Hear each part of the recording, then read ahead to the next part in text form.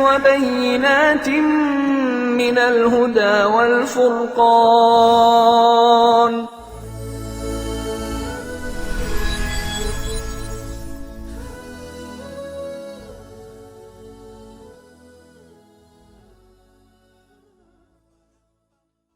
السلام علیکم ورحمۃ اللہ وبرکاتہ.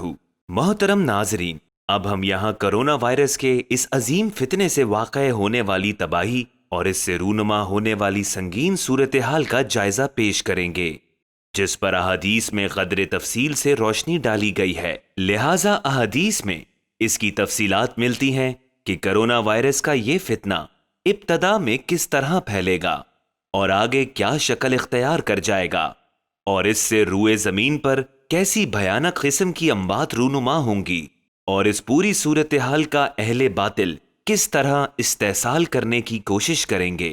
لہٰذا بعض احادیث میں آتا ہے کہ نبی کریم صلی اللہ علیہ وآلہ وسلم نے قیامت کی 6 علامات گنوائیں، جن میں سے ایک لوگوں میں مویشیوں کی بیماری کے پھیل جانے کا تذکرہ فرمایا.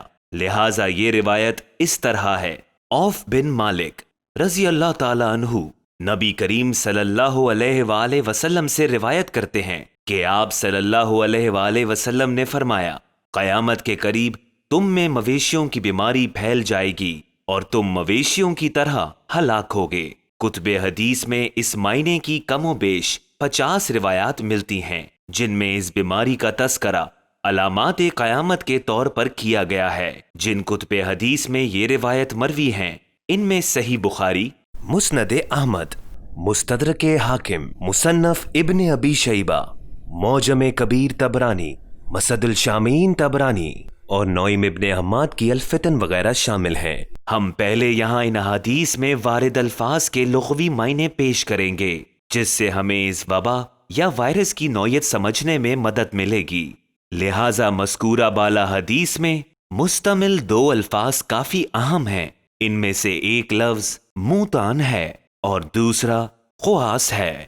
عربی لغات میں موتان کے 2 معنی بیان کیے گئے ہیں. اس کے پہلے معنی ہیں کثرت سے واقع ہونے والی موت، اور اس کے دوسرے معنی ہیں وہ موت جو مویشیوں میں واقع ہوتی ہے. اسی طرح قواس کے متعدد معنی آتے ہیں، جن میں سے ایک معنی ہے بھیڑ بکریوں میں واقع ہونے والی ایک بیماری جس سے وہ فوراً ہلاک ہو جاتے ہیں.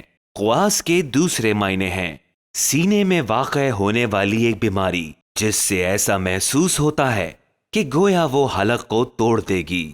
یہاں سب سے اہم نقطہ یہ ہے کہ لغوی اعتبار سے موتان اور قواس دونوں الفاظ کے مذکورہ بالا دونوں معنی کا اطلاق کرونا وائرس کی موجودہ وبا پر ٹھیک طور پر ہو رہا ہے. کرونا وائرس دراصل مویشیوں میں پایا جانے والا ایک خاص وائرس ہے جو مویشیوں سے انسانوں میں منتقل ہوا ہے، بالخصوص خنزیر اور چمگادڑ کے ذریعے. اس سلسلے کا دوسرا نقطہ یہ ہے کہ کرونا وائرس جب انسان کو لاحق ہوتا ہے تو وہ سیدھے انسان کے نظام تنفس یعنی ریسپائریٹری سسٹم پر حملہ آور ہوتا ہے. پہلے تو اس سے گلے اور سانس کی نالی میں انفیکشن لاحق ہوتا ہے، پھر وہ پھیپھڑوں تک پہنچ کر تباہی مچاتا ہے اور آگے چل کر سارس، میرس یا کووڈ-19 کا شکار ہو کر متاثرہ انسان کی موت کا سبب بنتا ہے. لہٰذا سانس کی نالی اور پھیپھڑے سینے کی تجویف یعنی چیسٹ کیویٹی کا حصہ ہوتے ہیں. عربی لغات میں قواس کے لغوی معنی یہ بھی بیان کیے گئے ہیں کہ اس وائرس سے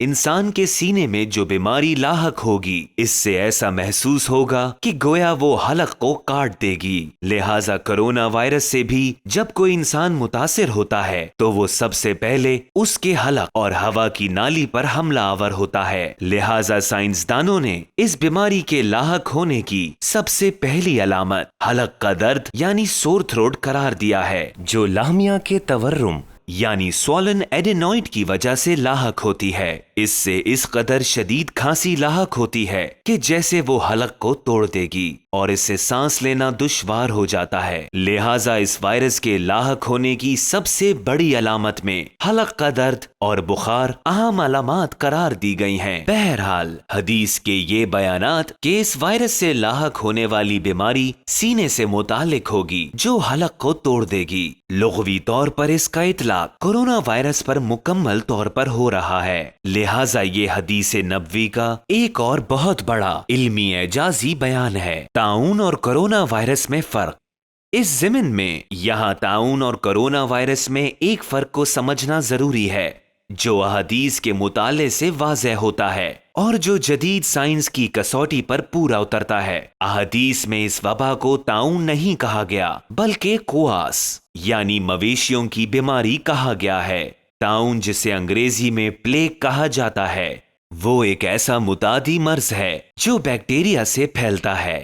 یہ بیکٹیریا جسے انگریزی میں یرسینا پیسٹس کہا جاتا ہے وہ چوہوں میں پایا جاتا ہے اور ان سے پسوؤں کے ذریعے پھیلتا ہے۔ اس کے برخلاف قواس ایک وائرس ہے جو مویشیوں میں پایا جاتا ہے اور ان سے انسانوں میں پھیلتا ہے۔ احادیث میں طاعون اور قواس دونوں الفاظ الگ الگ جگہوں پر استعمال ہوئے ہیں، مگر قیامت کی جس نشانی کے بارے میں یہاں بحث پیش کی جا رہی ہے اس کے لیے احادیث میں قواس کا لفظ استعمال کیا گیا ہے جو لغوی اعتبار سے کرونا وائرس پر مکمل طور پر منطبق ہوتا ہے، لہٰذا یہ حدیث کا ایک اور بڑا اعجازی بیان ہے۔ بیکٹیریا اور وائرس جراثیم کی کل 4 اقسام میں سے 2 اقسام ہیں جن کے لاحق ہونے سے انسان کو مختلف قسم کی بیماریاں لاحق ہوتی ہیں۔ طاعون اور کرونا وائرس میں اس فرق کے باوجود ان میں ایک یکسانیت یہ پائی جاتی ہے کہ یہ دونوں متعدی امراض انفیکشس ڈیزیزز ہیں۔ طاعون اور کرونا وائرس کا یہ فرق ہمیں احادیث سے بھی معلوم ہو رہا ہے اور جدید سائنس بھی یہی کہتی ہے۔ نبی کریم صلی اللہ علیہ وآلہ وسلم نے ان دونوں امراض سے بچنے کے لیے قرنطینہ لاگو کرنے کا حکم صادر فرمایا ہے۔ کرونا سے بے انتہا اموات کا واقع ہونا۔ اس حدیث میں استعمال ہونے والا پہلا لفظ موتان کے معنی مویشیوں میں واقع ہونے والی موت کے ہیں، اس پر ہم گفتگو کر چکے ہیں، جبکہ اس کے دوسرے معنی بہت زیادہ واقع ہونے والی موت کے ہیں، لہٰذا موتان کے ان دونوں معنی کا اطلاق کرونا وائرس اور اس سے بڑے پیمانے پر واقع ہو رہی اموات پر مکمل طور پر ہو رہا ہے۔ اس کے لیے کرونا وائرس سے واقع ہو رہی اموات کے اعداد و شمار پر ایک نظر ڈال لینا کافی ہوگا جو حسب ذیل ہیں۔ کرونا وائرس ایک معمولی بیماری نہیں ہے جیسا کہ بعض لوگ اس کو لے کر طرح طرح کے شکوک و شبہات میں مبتلا ہیں، بلکہ احادیث اور جدید سائنس کے تقابلی مطالعے سے معلوم ہوتا ہے کہ یہ ایک انتہائی خطرناک وبا ہے جس سے عالمی طور پر بڑے پیمانے پر لوگ ہلاک ہوں گے۔ اس وائرس سے اب تک 61 لاکھ افراد متاثر ہو چکے ہیں اور 3,70,000 افراد ہلاک ہو چکے ہیں، یعنی کہ متاثرہ افراد کے مقابلے میں مرنے والوں کا تناسب تقریباً 6.5% ہے۔ ہارورڈ یونیورسٹی کی ایک تحقیق کے مطابق دنیا کے 70% افراد کرونا وائرس سے متاثر ہو سکتے ہیں، یعنی دنیا کی موجودہ تقریباً 8 ارب آبادی میں سے 5.5 ارب افراد اس سے متاثر ہو سکتے ہیں۔ اگر متاثرہ افراد کے مقابلے میں ہلاک ہونے والوں کا موجودہ تناسب سے حساب لگایا جائے تو کرونا وائرس سے 35 تا 40 کروڑ افراد یا اس سے بھی زیادہ لوگوں کے ہلاک ہونے کا اندیشہ ہے۔ کرونا وائرس کے لیے احادیث میں مستعمل مختلف الفاظ۔ کرونا وائرس کے متعلق اس بحث سے آپ نے یہ اندازہ لگایا ہوگا کہ احادیث میں اس وائرس کے مظہر کے لیے مختلف الفاظ اور تعبیرات استعمال کی گئی ہیں جو یہ ہیں: فتنۃ عمیاء مظلمہ یعنی اندھا اور تاریک فتنہ، اور موتان کقواس الغنمی یعنی مویشیوں کی بیماری کا لاحق ہونا۔ ہماری تحقیق کے مطابق یہ دونوں تعبیرات ایک ہی فتنے کی طرف اشارہ کر رہی ہیں۔ دراصل یہ دونوں تعبیرات کرونا وائرس کے عظیم اور پرہیبت فتنے کے مختلف مظاہر کو بتانے کے لیے استعمال کی گئی ہیں۔ اندھا اور تاریک فتنے کی تعبیر کے ذریعے یہ بتانا مقصود ہے کہ یہ فتنہ ایک وائرس کی شکل میں نمودار ہوگا جو خود بھی اندھا ہوگا اور ہمیں بھی نظر نہیں آئے گا۔ دوسری تعبیر مویشیوں کی بیماری کا لاحق ہونا کے ذریعے یہ بتایا جانا مقصود ہے کہ جب کوئی انسان اس وائرس سے متاثر ہوگا تو اسے یہ بیماری لاحق ہوگی۔